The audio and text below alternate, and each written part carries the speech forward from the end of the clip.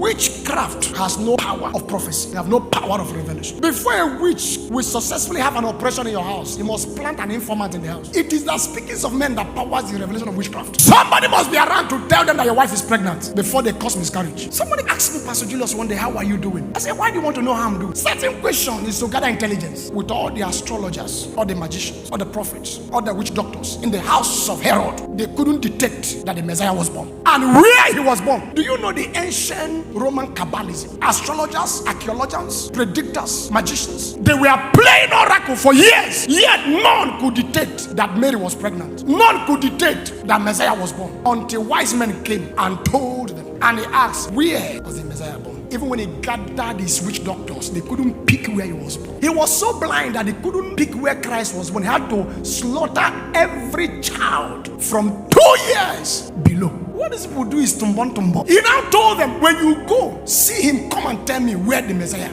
the king, is born. His anger was that those men left, which is know you true people. Mind your cycle. Joseph would have become what he became in Egypt. He would have become what he became without going through suffering, without going through the prison, without going as a slave. Destiny would have still found him. But his suffering was an orchestration of his speaking. God gave you a dream, didn't ask you to tell anybody. The Bible says when he told his brothers the dream, they were angry, envious of him. His father observed this saying. His father observed. His father wrote what he said down. Do you also know that the father, after writing those things down, also denied Joseph that particular dream, even with his love? He said to him, I saw all this went before. He said, even if this dream will come to pass, it won't come to pass on your head. It has to come to pass on the head of Judah. When he was blessing them in Genesis 49, he came to Judah. He said, it is unto you that the gathering of your people shall be, and your brethren shall bow. And he told Judah, thou at whom thy brethren shall praise, thy hand shall be in the neck of the enemies, and thy father's children shall bow down before you. This was the dream of Joseph. He gave out the information, sell out. The father observed it and gave it to another.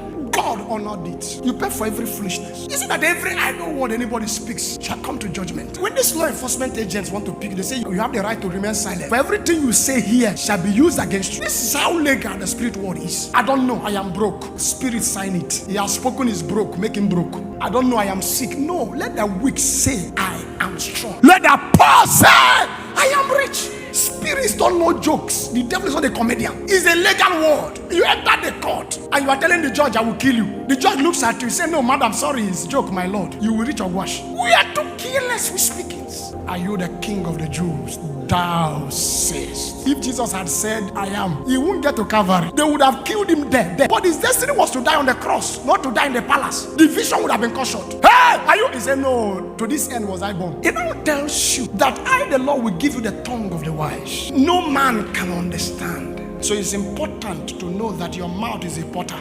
No spirit visits any man without a door. Every spirit goes through a door. Every spirit goes through a portal. The night you were oppressed in your dream, a door was opened. You know, we don't know the mystery of closing doors. The night you lost your battle, a door was closed. Even God, omnipotent, God, omniscient, God, omnipowerful, God, omnipresent, God, all-knowing, does not have right to that door. It is simple. I knock at the door of your heart.